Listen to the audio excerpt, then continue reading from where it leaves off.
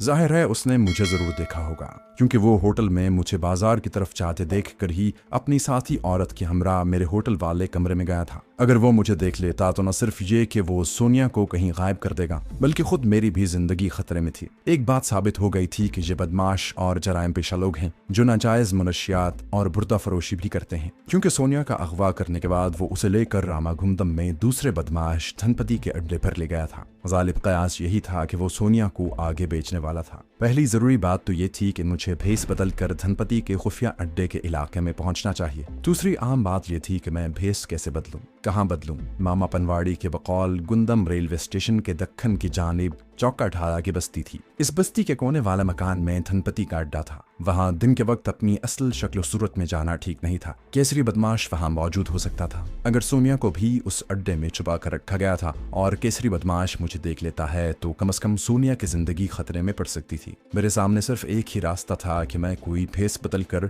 चौका ढाया की बस्ती का रुख करूं। मगर जो बात मुझे परेशान कर रही थी वो ये थी कि मैं भेस कैसे बदलूं। मेरे पास भेस बदलने का कोई सामान नहीं था और वक्त गुजरता जा रहा था। वक्त सोनिया को मुझसे दूर तर करता जा रहा था। मैं ये सब कुछ रामागुंडम के दरमियाने दर्जे के रेलवे स्टेशन की एक तरफ खड़ी खाली बस के पीछे खड़ा सोच रहा था। धूप निकली हुई थी, फजा में गर्मी और हब्स था। सामने सड़क पर हथरेडियां, साइकिल, बैलगाड़ियां और बसें गुजर रही थीं। ये एक पुराना और बोसीदा शहर लग रहा था जहाँ की हर शय मुझे मैली कुचैली नजर आ रही थी। मेरा वहां ज्यादा देर ठहरना मुनासिब नहीं था। मुझे कुछ सूझ भी नहीं रहा था। करीब ही एक रेस्तोरां में आ गया, चाय का एक कप और 2 स्लाइस मंगवाए और सिगरेट सलगा लिया। मुझे कोई ऐसा तरीका नहीं मिल रहा था कि जिस पर अमल करते हुए मैं धनपति के अड्डे में जाकर सोनिया का सुराग लगा सकूं और उन लोगों को मालूम भी ना हो कि मैं उनमें से किसी को जानता हूं। ये बड़ा मुश्किल काम था। मैं इन लोगों में से किसी को भी नहीं जानता था। मुझे कुछ सुझाई न दिया तो दिल ने कहा कि भाई जी के मकान पर चलो, शायद वहां से कोई रास्ता मिल जाए। अगरचे ये एक बहुत ही मोहूम सी तवक्को थी। मैंने जेब से मीनाक्षी का दिया हुआ पर्चा निकाल कर देखा। उस पर्चे पर उसने मराठी जबान में अपने घर का पता लिखा हुआ था। ये सांगा का मकान नंबर 37A था। रेस्टोरेंट से बाहर आकर मैंने एक साइकिल रिक्शे वाले से कहा कि सांगा कॉलोनी जाओगे, जहाँ से कितनी दूर होगी। वो बोला ज्यादा दूर नहीं है बाबू, बैठो। सांगा कॉलोनी रेलवे स्टेशन के अकब में थी। मैं कॉलोनी के मकानों के पास जाकर रिक्शे से उतर गया। ये आबादी 1 मंजिला और 2 मंजिला दरमियाने दर्जे के क्वार्टरों पर मुश्तमिल थी। छोटी पक्की सड़क थी। सड़क के किनारे ताड़ और छालिया के दरख्त खड़े धूप में चमक रहे थे। मकान के नंबर देखते देखते आखिर मकान नंबर 37A के पास पहुंच गया। ये 1 मंजिला मकान था जिसकी ड्योड़ी में एक खस्ता हाल स्कूटर खड़ा था और बाहर प्रोफेसर नंद्रिकर MA नाम की तख्ती लगी हुई थी। बाहर की जानिब जो खिड़कियां खुलती थी उनमें वहां के रिवाज के मुताबिक लोहे की सलाखें लगी थी और पीछे नीले रंग का पर्दा गिरा हुआ था। खिड़कियों के पट खुले हुए थे। मैं दरवाजे पर दस्तक देने वाला ही था कि अंदर से 8-9 साल का एक लड़का दौड़ता हुआ बाहर आया। उसने धारी धार बनियान और पुरानी निक्कर पहन रखी थी। मैंने उसे रोककर पूछा, प्रोफेसर नंद्रिकर साहब का यही मकान है? लड़का मुस्कुराया। उसका अगला दांत गायब था। फिर मुझे कोई जवाब दिए बगैर अंदर भाग गया। चंद ही लम्हों के बाद प्रोफेसर नंद्रिकर, जिससे मैं रेलवे स्टेशन पर मिल चुका था, लड़के के साथ ड्योड़ी में नमूदार हुआ। उसने अब पतलून की बजाय मराठा अंदाज में सफेद धोती पहन रखी थी। मैं पहली नजर में न पहचान सका। वो बोला, किससे मिल रहा है जी? मैंने हाथ जोड़कर नमस्कार किया और कहा कि मेरा नाम तिकाराम पांडे है। माता जी ने रेलवे स्टेशन पर आपसे मिलवाया था। अब उसने मुझे पहचान लिया। उसके चेहरे पर हल्की सी मुस्कुराहट आई और मुझे अपने पीछे आने का इशारा किया। अंदर मीनाक्षी और उसकी माता जी और उसकी बहू जानी नंद्रिकर की बीवी भी मौजूद थी। उन्होंने मेरी बड़ी खातिर तवाज़ो की। नंद्रिकर ने वादा किया कि वो मुझे बहुत जल्द एक स्कूल में टीचर रखवा देगा। मैं नीम तवज्जो से उनकी बातें सुन रहा था और जवाब दे रहा था। मेरा जहन चौका ढाया में धनपति के अड्डे और सोनिया के बारे में सोच रहा था। कोई तरकीब सुझाई नहीं दे रही थी सिवाय इसके कि मैं वहां भेस बदल कर जाऊं। भेस किसी साधु का ही हो सकता था, क्योंकि ये लोग खा कितने ही पढ़े लिखे क्यों न हो, धर्म और देवी देवताओं के मामले में बेहद कमजोर अकीदा रखते हैं और इस कदर तवहम परस्त हैं कि कोई भी साधु सन्यासी उन्हें बहला फुसला कर अपना मतलब निकाल सकता है। और फिर मुझे तो उपदेशों और वेदों के संस्कृत श्लोक भी याद थे और मैं हिंदू देवमाला से पूरी वाकफियत रखता था। नंद्रिकर के मकान में मुझे रहने के लिए महफूज जगह मिल गई थी जहां से मैं धनपति के अड्डे पर हमला कर सकता था। हिंदुस्तान के हर शहर में ऐसी दुकानें मिल जाती हैं जहां मालाएं, त्रिशूल, खड़ावें, सिंदूर और गेरुए रंग की धोतियां फरोख्त होती हैं। इसके अलावा पूजा पाठ के लवाजमात भी जगह जगह बिकते हैं। चुनाचे मैंने रामागुंडम शहर के बाजार में भी ऐसी ही एक दुकान ढूंढ ली। वहां से मैंने सिंदूर की छोटी सी प्लास्टिक की डिब्बी, रेठों की साधुओं सन्यासियों वाली मालाएं और एक गेरुए रंग की धोती खरीद कर थैले में रख ली। त्रिशूल और खड़ावे खरीदने की मैंने जरूरत महसूस महसूस न की।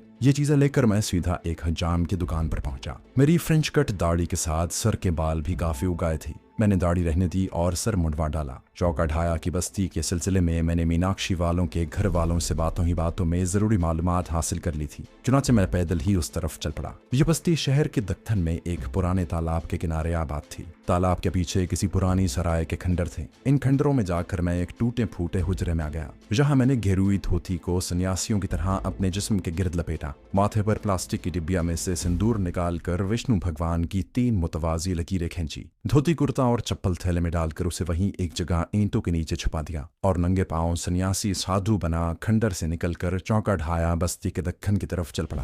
दिन के 1-1:30 बजे का वक्त होगा। धूप निकी हुई थी, अगरचे हब्स था मगर किसी वक्त हवा भी चलने लगती। मुझे बताया गया था कि धनपति बदमाश का अड्डा बस्ती के दक्कन में कोने वाले मकान में है और ये बड़ा असर रसूख रखने वाला नामी ग्रामी बदमाश है। किसी में इतनी जरूरत नहीं थी कि उसके अड्डे की तरफ आंख उठाकर भी देख सके। मेरा हुलिया उस वक्त ऐसा था कि मुझे केसरी भी नहीं पहचान सकता था। आखिर मुझे बस्ती के कोने पर एक मकान नजर आया, जिसके सहन की दीवार किसी मर्द की कमर तक पहुंचती थी। अंदर से एक भारी भरकम जिस्म वाला आदमी चटाई पर सिर्फ लंगोट पहने बैठा हुआ था। अपने मोटे बदन पर तेल की मालिश करवा रहा था। एक काला सा लड़का उसकी पीठ पर जोर जोर से तेल वाले हाथ चला रहा था। यही धनपति का अंडा हो सकता था। कोने में मुझे 2 ड्रम और कुछ खाली बोतलें भी पड़ी नजर आईं। मैं तेज तेज कदमों से चलता हुआ मकान के दरवाजे पर आया, बेधड़क स्वयं में दाखिल हो गया और एक हाथ बुलंद करके जोर से नारा मारा और संस्कृत के एक श्लोक की सतर पढ़ी। मोटे आदमी ने फौरन हाथ जोड़ लिए और लड़के से कहा, रामू साधु बाबा को अंदर से चावल ला कर दे। मैंने करख्त लहजे में कहा, अरे भागी,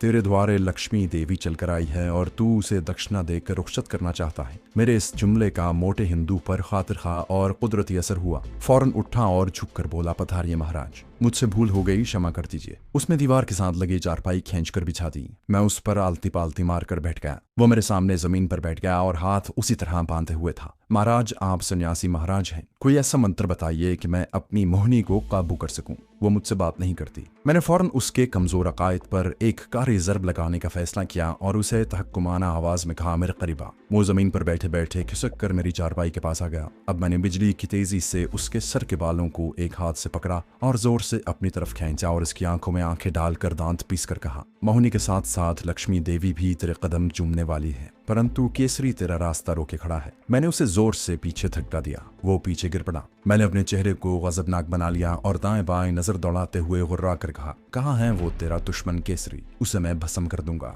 औलख निरंजन। मुझे अभी तक उस मोटे आदमी का नाम मालूम नहीं हो सका था, मगर मेरे इस ड्रामे ने उसे शिशदर और मेरा बेहद मुती कर दिया। उसने मेरा पांव अपने सर पर रख दिया और गिड़गिड़ाते हुए बोला, महाराज मेरी सहायता करें। केसरी शुरू हुई से मेरा दुश्मन है। वो एक मोहनी को अगवा करके करौंदी के जंगल वाले अड्डे पर ले गया है। महाराज, वो धनपति का खास आदमी है। मैंने झंझला कर कहा, धनपति भी अब तेरा कुछ नहीं बिगाड़ सकेगा। तूने हमारी सेवा की है, हम तेरी मदद करेंगे। बोल, केसरी कहाँ है? हम अभी उसे नर्क में पहुंचा देते हैं। मैं ये मालूम करने के लिए बेताब था कि गमबख्त केसरी तो वहां अड्डे पर मौजूद नहीं, क्योंकि सिर्फ वही मेरी शक्ल से वाकिफ था। अगरचे मैं सन्यासी के भेस में था और मेरा सर भी मुंडा हुआ था, मगर खतरा था कि कहीं मुझे पहचान न ले। मोटा आदमी हाथ जोड़कर बोला, महाराज वो रात को आया था और रात को ही वापस चला गया। मैंने कहकहा लगाकर कहा, हम सब कुछ जानते हैं कि वो क्यों आया था और कहाँ से आया था। हम तुम्हारा इम्तिहान ले रहे थे। केसरी माल लेकर आया था धनपति के लिए, ठीक ना? मोटे आदमी ने मेरे पांव छू लिए और बोला, महाराज आप तो अंतर्यामी हैं, आपसे क्या छुपा हुआ है? मैंने आंखें बंद कर लीं, फिर फौरन ही खोल दी। इस दौरान में मैंने उस मोटे आदमी की कलाई पर मराठी में गुदा हुआ उसका नाम पढ़ लिया। कलाई पर उसका नाम चंदू लिखा था। मैंने रोबदार आवाज में कहा, चंदू सुन, केसरी एक लड़की को यहाँ लाया था, है ना? चंदू पूरी तरह मेरे ज़ेरे असर हो चुका था। जल्दी से बोला, हाँ महाराज। मैंने चुटकी बजाकर हाथ को हवा में उछाला, चंदू की तरफ देखा और हल्का सा तहका लगाकर कहा, चंदू, जिस लड़की को केसरी जहाँ लाया था, अगर तू उस लड़की के सर के साथ बाल हासिल करके उसे जलाकर अपनी मोहनी के घर की दहलीज पर फेंक दे तो मोहनी तेरी दीवानी हो जाएगी और फिर मैं तुझे वो मंत्र बताऊंगा जिसको अगर तू लोहे पर फूंकेगा तो वो सोना बन जाएगा। जा, तेरा कल्याण हो। अब हम जाते हैं। जब तक केसरी की लाई हुई लड़की यानी सोनिया के बारे में मुझे पूरी तफसीलात न मिल जाती, मैं वहां से हिल भी नहीं सकता था। मगर मेरा वहां से उस वक्त उठने का इरादा करना मेरे इस ड्रामे का क्लाइमैक्स यानी नुक्ता उरूज था। मैं जानता था कि चंदू मुझे नहीं जाने देगा और वैसा ही हुआ। उसने मेरे पांव पकड़ लिए। महाराज मुझ पर दया करें, अभी न जाएं, वो लड़की तो यहाँ नहीं है। मेरे कान खड़े हो गए। ये बदबख्त मोटू क्या कह रहा था? मैं थोड़ा सा मुस्कुराया और बोला, औलख निरंजन, हम सब कुछ जानते हैं। हम उस लड़की को किसी और जगह पर देख रहे हैं। एक कोठड़ी है, बाहर दरख्त हैं। कोठड़ी और दरख्त वहां हर जगह होते थे और अगवा की औरतों को ऐसे ही जगहों पर रखा जाता था। चंदू छठ भोला अंतर्यामी आपने ठीक फरमाया। वो लड़की जंगल में है। केसरी बदमाश उसे 500 रुपए में धनपति के पास बेचने गया था। धनपति ने उसे जंगल में खूनी राणा के पास भिजवा दिया। महाराज, आप तो सब कुछ जानते हैं। धनपति का खूनी राणा से याराना है और उससे बड़े फायदे हासिल करता है। राणा खूनी की हैबत से तो जंगल के दरख्त भी कांपते हैं। फिर उसने अपना सर मेरे पाँव में रख दिया और आजिज़ी से गिड़गिड़ाने लगा। महाराज, देवी देवताओं से कहें मुझे उस लड़की के बाल ला दें। महाराज, मैं वहां नहीं जा सकता। राणा खूनी मुझे मार देगा। मैं मोहिनी के बगैर जिंदा भी नहीं रह सकता महाराज। अब मैं इस बात की तस्दीक करना चाहता था कि जिस लड़की को केसरी यहाँ लाया था, क्या वो सोनिया ही थी? मैंने चंदू के सर के बालों को पकड़कर पीछे धक्का दिया और गुस्से में कहा, मूर्ख, तू बुज़दिल है, तू कुछ नहीं कर सकता। अब जो हम सवाल करेंगे उसका ठीक ठीक जवाब दे। चंदू ने हाथ बांधे हुए कहा, पूछे महाराज। मैंने उसे सोनिया का जो हुलिया बताया, उसने उसकी बराबर तस्दीक की।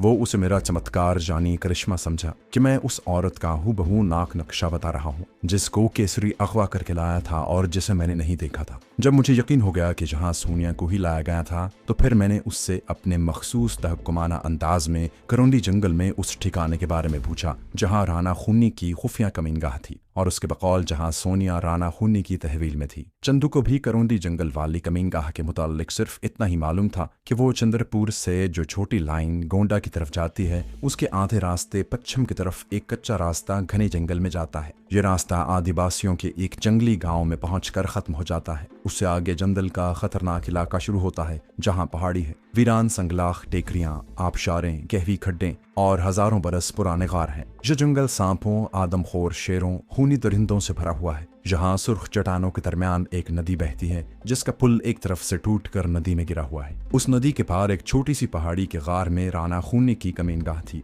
ये सब कुछ चंदू ने इसलिए भी मुझे बता दिया कि मैंने उसे कहा था कि मैं खुद लड़की के सर के बाल लेने जाऊंगा। वो तो मेरे आगे बिछा जा रहा था। मैंने उससे अहद लिया कि अगर उसने किसी दूसरे को ये बातें बता दी तो वो सारी जिंदगी अपनी महबूबा और लक्ष्मी देवी की शक्ल नहीं देख सकेगा। वो मेरे पाँव अपने सर पर रखकर बोला, महाराज, आप अंतर्यामी हैं, ज्ञानी ध्यानी हैं, मैं किसी के आगे जबान नहीं खोलूंगा। फिर मेरे हाथ को बोसा दिया और आजिज़ी से सवाल किया, महाराज, आप कब जाएंगे? परंतु महाराज, राणा खूनी बड़ा जालिम है। उसके साथ ही जंगल में आसपास राइफलें लिए पहरे पर मौजूद रहते हैं। मैंने हाथ उठाया और कहा, मूर्ख, तू सन्यासियों की शक्तियों से बेखबर है। तूने हमारी सेवा की है, हम इसीलिए तेरी मदद करने जा रहे हैं। राणा खूनी हमारा बाल भी बीका नहीं कर सकता। अच्छा, अब हम चलते हैं। खुदा का शुक्र था कि अभी तक धनपति वहां नहीं आया था, वरना मुझे एक बार फिर ड्रामे का सीन दोहराना पड़ जाता। वो सहन के दरवाजे तक मेरे पीछे पीछे आया, मेरे पांव छूकर बोला, महाराज, आप कब तक वापस पधारेंगे? मैंने उसे हाथ से पीछे धक्का देकर कहा, अब ज्यादा बकवास न कर, जा दफा हो जा।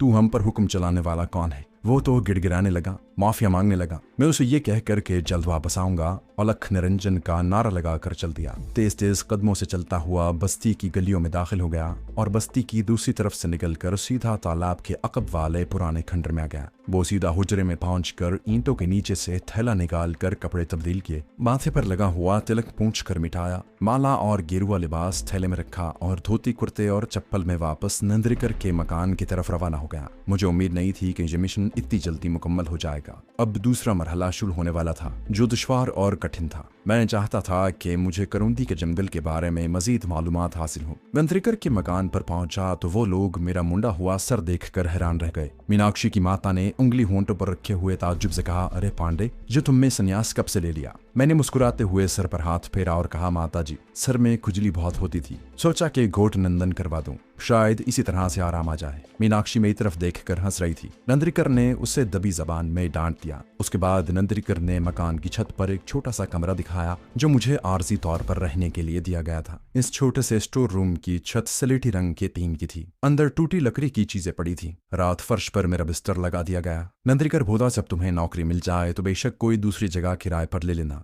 मैं तुम्हारी नौकरी की पूरी कोशिश करूंगा। मैंने उसका शुक्रिया अदा किया और फर्शी बिस्तर पर आलती पालती मार कर बैठ गया। वो ये कहकर चल दिया कि थोड़ी देर में चाय के लिए नीचे आ जाना। चाय सबने मिलकर पी। जब मीनाक्षी, उसकी माता और नंद्रिकर की बीवी वहां से उठ गईं, तो मैंने नंद्रिकर से करौंदी नदी का जिक्र छेड़ दिया। नंद्रिकर का एक दोस्त किसी जमाने में करौंदी के जंगल में फॉरेस्ट ऑफिसर रह चुका था। वो कहने लगा, भगवान उस जंगल में किसी को न लेके जाए। मेरे दोस्त ने सिर्फ 6 माह उस जंगल में गुजारे थे। जब भारी रिश्वत की मदद से अपनी तब्दीली करवा कर नागपुर मुझसे मिलने आया तो पहचाना नहीं जाता था। रंग काला पड़ गया था, जिस्म बहुत दुबला हो गया था।